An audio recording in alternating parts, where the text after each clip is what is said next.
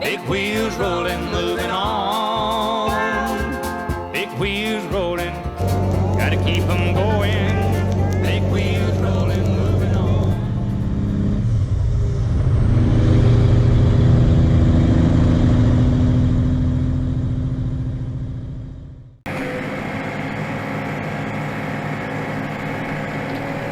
Alright, Diggin's a double ditch here.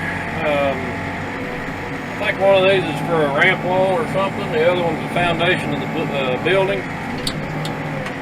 But we're digging them at the same time so we don't lose. Well, you can't dig one and then come back and dig the other. So we got two different ditches, two different widths, two different depths. And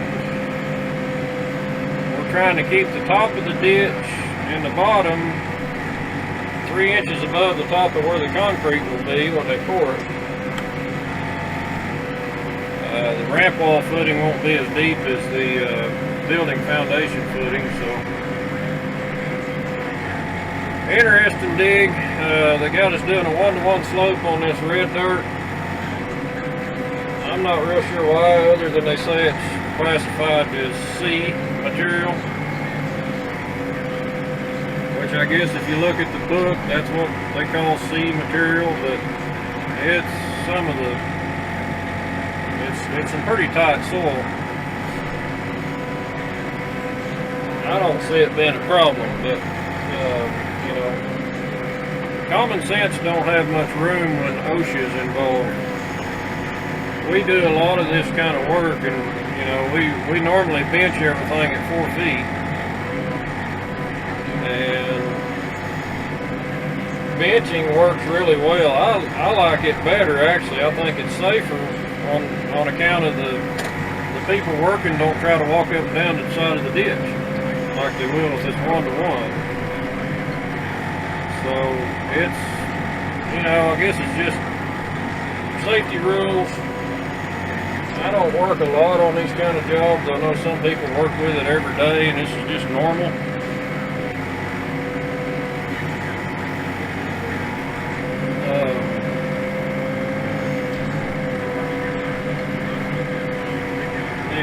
It's probably just daily stuff for most people that work in this kind of stuff all the time with certain companies, but a lot of companies aren't this uptight. I mean, they kind of take the OSHA rule and then they try to one-up it, I think, and say, hey, we can beat that, something like that. But anyhow, good job for me. I mean, there's a lot of dirt to be moved this way, and I don't get to do a lot of 1-on-1 slopes. I guess I'm not really an expert at it yet, but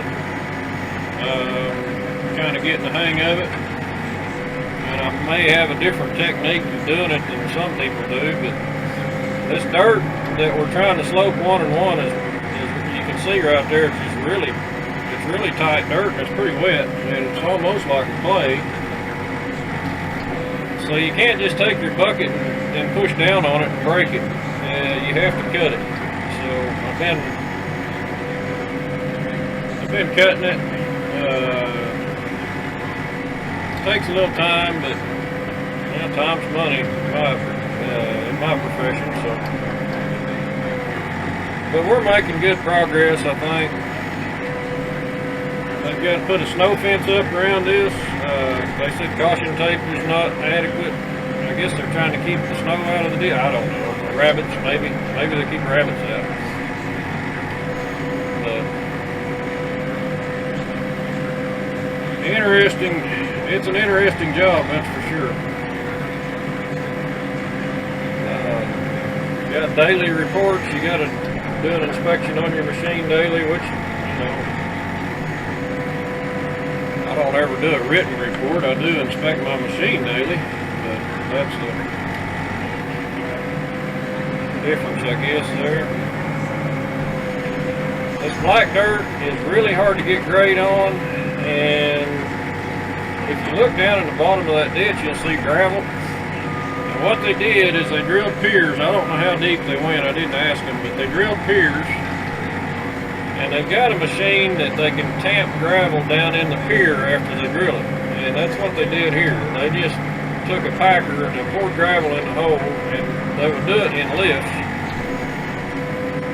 But what I don't like about the deal is everywhere they pack, that dirt is super hard right around the gravel, right around the pier. It's compacted. The gravel actually smashes into the dirt, and it makes hard spots. So there's a hard spot in between, or there's a hard spot at every pier, and in between the piers it's soft. So trying to keep a level grade on it has been really hard to do. And then they're making them run a packer down the bottom of it. So it's quite a deal. They're gonna have some money wrapped up in this footing. A lot of time, a lot of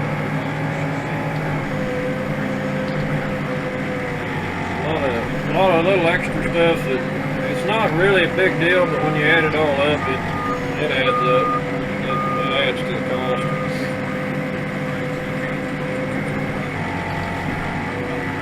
Yesterday they had these guys in this ditch. They told them they needed to wear an air monitor, and that's, you know, I've just never seen anything like that. I mean, that's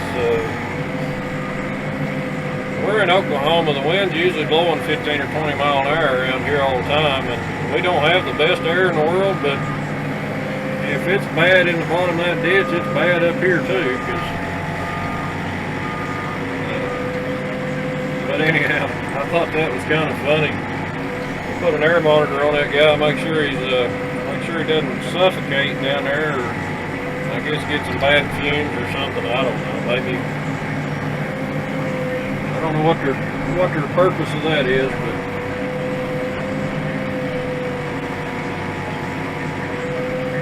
I think they decided after this.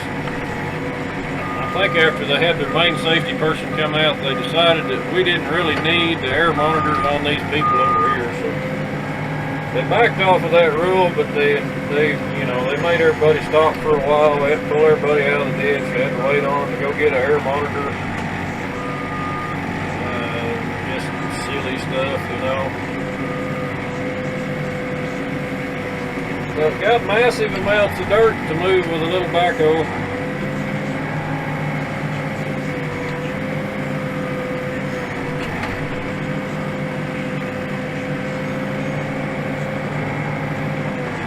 But it's turning out pretty nice, I think.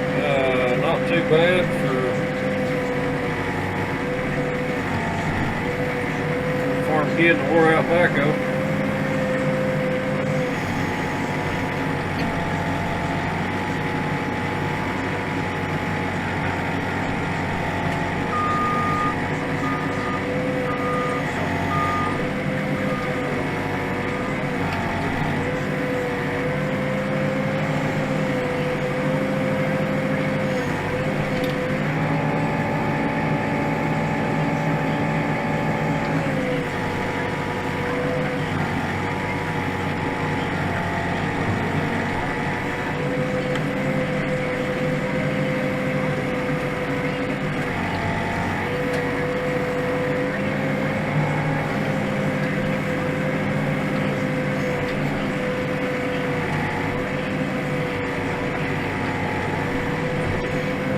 Great man needs to get a grate or a shot for me over here. It's just, I don't like black dirt because you can't get any reading off of it. I mean, you just can't see grade on it. You just can't. I can see the white rock better, but black dirt's hard. In the bottom of a ditch, it's really hard to see grade on it.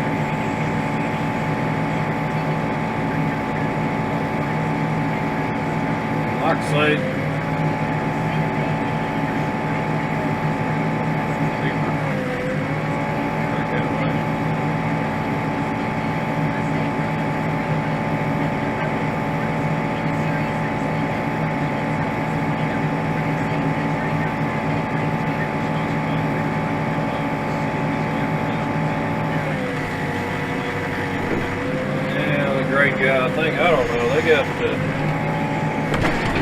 I gotta watch them. Sometimes they get goofy on me and they start doing stuff that,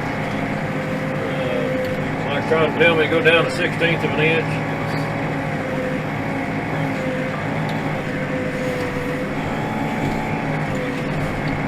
I try to tell them I'm not that good, man. I just can't quite get to the 16th mark. I mean, 0 is a hard number to hit when you're done great. We usually try to go just a bit deeper than 0.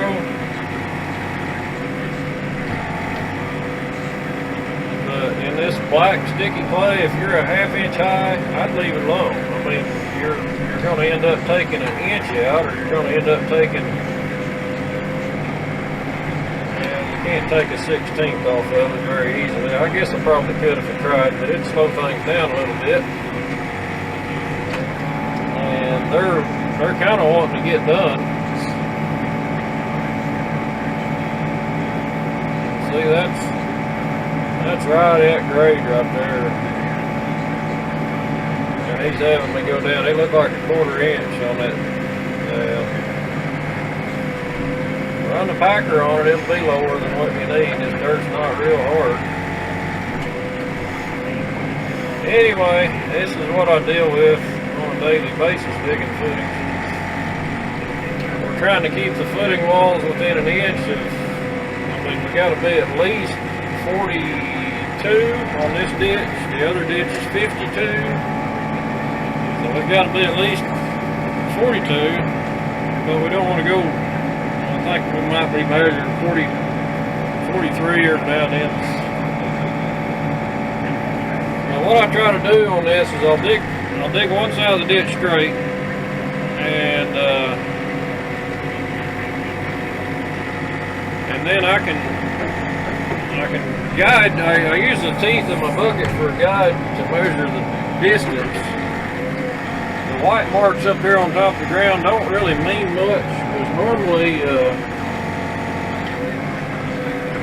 pipe layer's got pipe in my way up here. The white marks up here on top of them, they don't matter much because they're about 2 inches wide after I run over them. So I try to split the first line,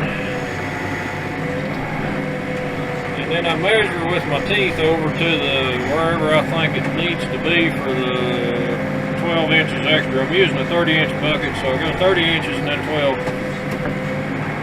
And then on the sides we're digging about 2 feet flat. And then I do a 1 and 1 down to that. So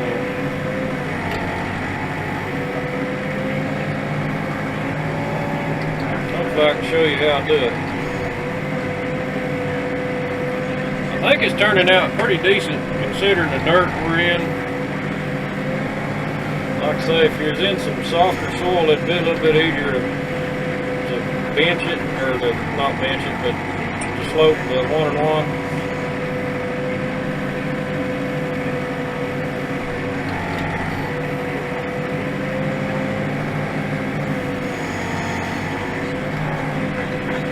We're shooting grade on these edges too, so we got to have that.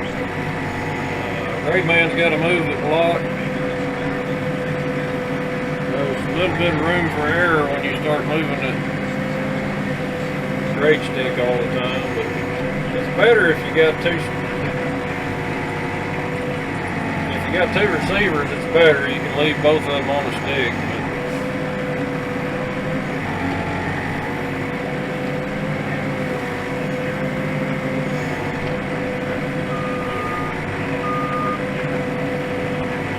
On a job one day and the guy kept telling me I was 5 inches off. I need to go 5 inches, 5 inches. Most lasers only shoot about, I mean, I think these shoot 3 or 4 each direction of 0, so that was puzzling. Then I got to looking, I went out, I stopped, got off the machine, went and looked at the laser eye, and it was in millimeters, or centimeters, it was in centimeters. Right at 0 there. Every now and then get lucky. About a 1/16 and about a 1/4. Yeah, he's telling me to go down a 1/4. But anyway, cracked me up. I've never tried to do footings in millimeters or centimeters. So centimeters, when he was telling me 5 centimeters, I kept thinking, man, it looked closer than that to me, but I don't know what is 5 centimeters. That's about an inch maybe, or I don't know. Maybe that's 2 inches. I didn't get out my converter, but we finally figured it out. He'd tell me to go down 5, I'd go down what I thought was 5 centimeters. But this is how I do a slope on a 1-to-1. There's probably different, better ways to do it, but in this dirt, this is what works for me. I move over and line up with the ditch so I keep it straight, for one thing. Because keeping a slope straight, top to bottom, is really tough to do. So I'll take that down maybe 3 inches at the top. And then I just move over about 6, and I go down about 6. And that should give you a 1-to-1. And after I go down, it'll be rough, and I'll have to smooth it up a bit. That just takes pushing on it.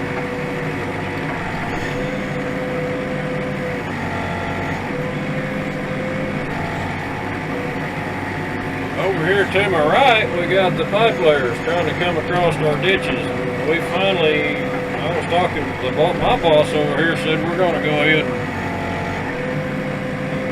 and dig through. So what about them guys? He said, well, that's their problem. So I guess sucks to be them right now. But they got, I don't know why they did not. They did not put that pipe in before this pad was built, and that, to me, that's just poor planning on somebody's part.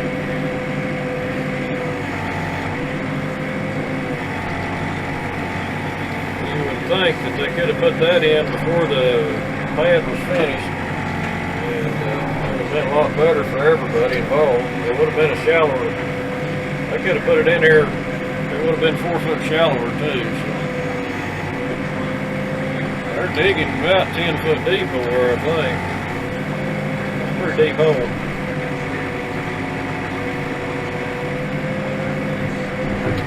And they had to stop and get an air monitor too. You might have some bad air in these ditches, I guess. And I can understand that in certain cases. But when your ditches, I mean your trench box 4 foot wide, I guess there could be poison gas underground. I don't know, it happens, but I didn't, it's pretty rare, I thought. But I agree, if you're in a sewer line ditch, and you got an open sewer line, you should have an air monitor. If you go in a manhole, you should have an air monitor. If you go inside a tank, you ought to have an air monitor. You just don't know about an air monitor in a dirt ditch, but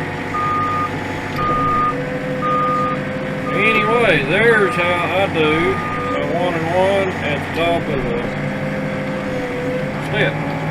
And they're not requiring us to 1-and-1 the black dirt because it is going to be top of footing after it's poured, and it's also undisturbed, or what they consider undisturbed soil. So that's about all we got to do with it. We just gotta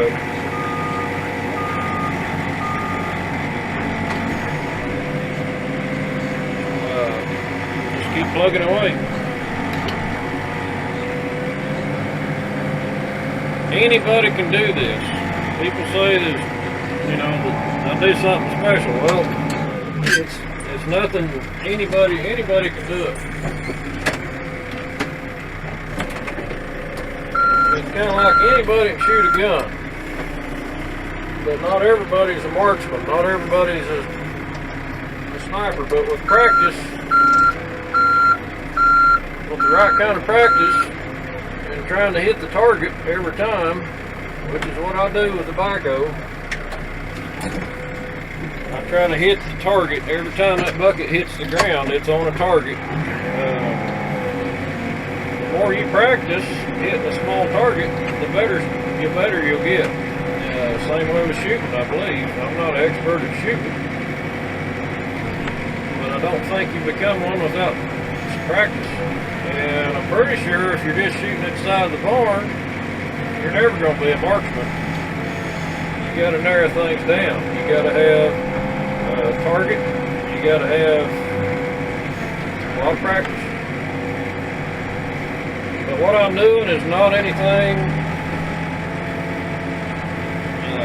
It's not anything special. It's nothing. I mean, you don't have to have a brand new machine. You don't have to have. This is a 2008 backhoe, 8,500 hours on it. And it's got a lot of loose stuff. But you don't have to have new machinery. You don't have to have, the first machine I ran was about wore out. I think you're better off to learn on something that's about wore out.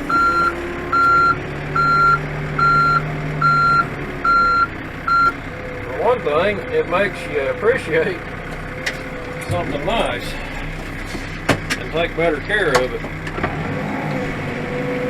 For another thing, if you can do good work on you gotta understand the machine's only new for so long. So if all you can do is good work on a new machine,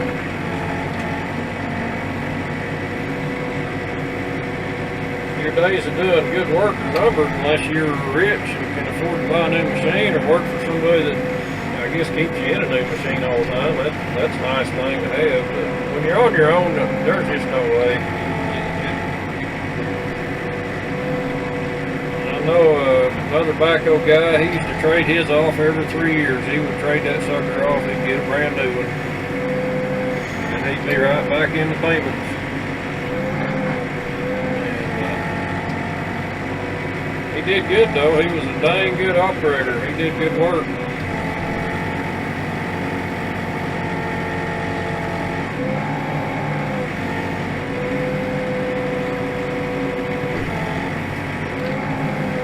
He's a great guy. He keeps missing stuff and he'll say, yeah, it needs to go down.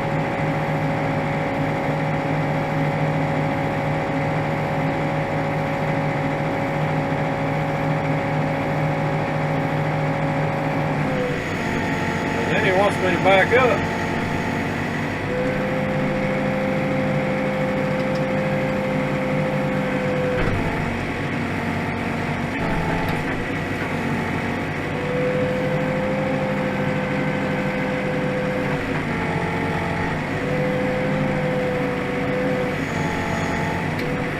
And I try to do what the customer wants, but when you got somebody that tells you everything's good and you move forward, and then to have you move back, freaking waste of time.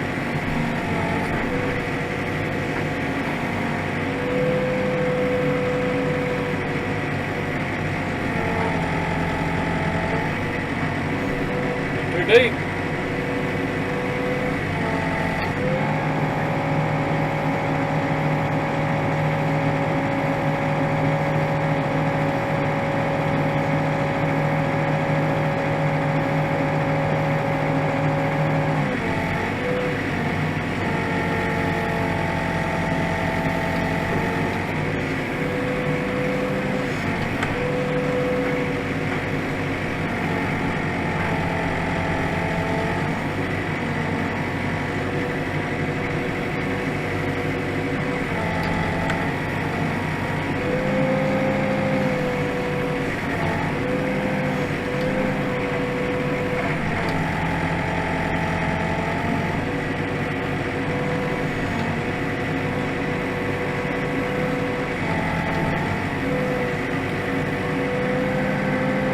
Big Komatsu 170 coming at us over here on the right. I'll try to swing you around so you can see it. These are the guys that are putting in the putting in this big drain pipe.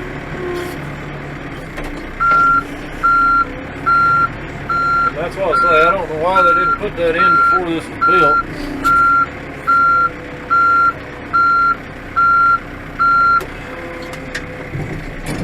Lack of planning is what I see, but you know, what do I know?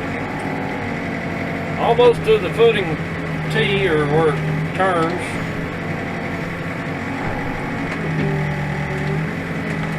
Like I say, you could probably do this different than what I'm doing. You could probably dig the slope first, but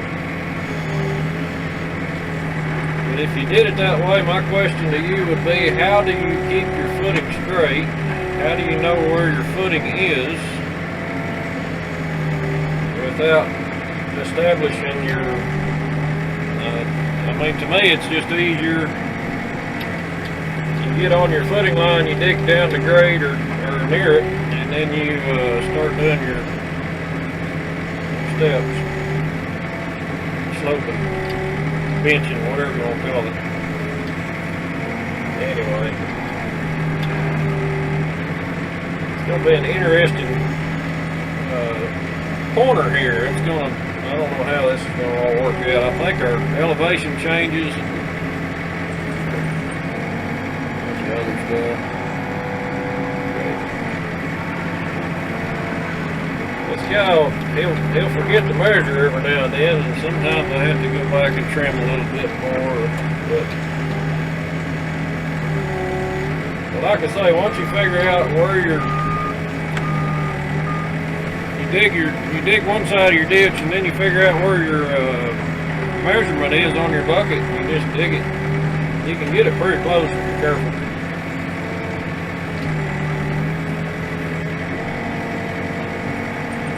A lot of this has to do with patience.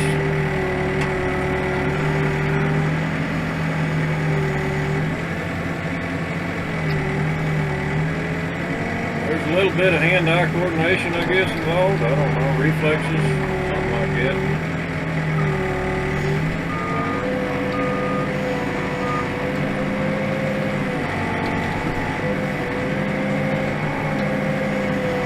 This is the funnest part of the job, actually. Well, I say that. The paycheck's usually the funnest part of the job. But I enjoy the heck out of what I do. I mean, this, to me, just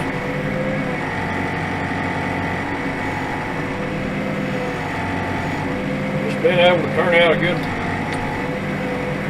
footing in a timely manner, where everybody's happy, they look at it, they're pleased.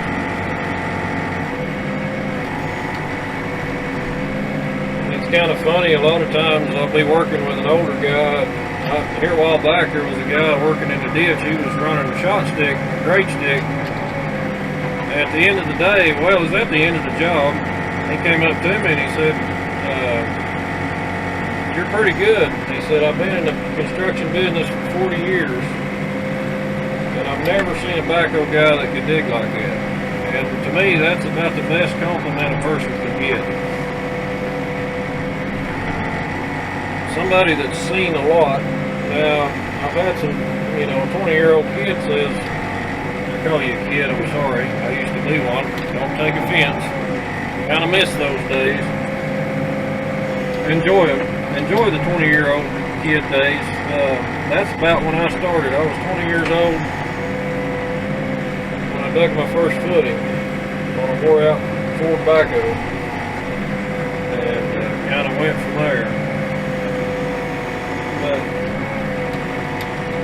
if a 20-year-old kid says you're the best operator he's ever seen, he might not have seen very many, but when a 60-year-old man comes up and tells you that, he's been in the business 40 years, that's something. I don't take those compliments lightly, I guarantee you.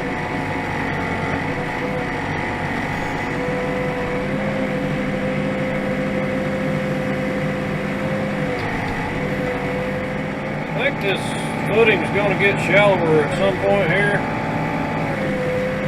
Like I say, I think we're going to step up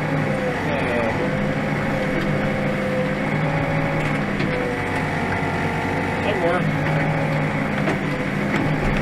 Anyhow, shut the camera off. You guys are probably tired of me talking anyway, so I'll shut her down.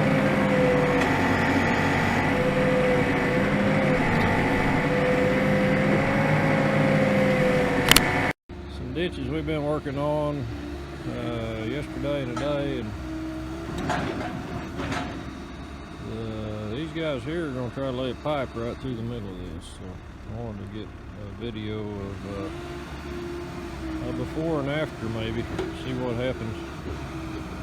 But anyhow,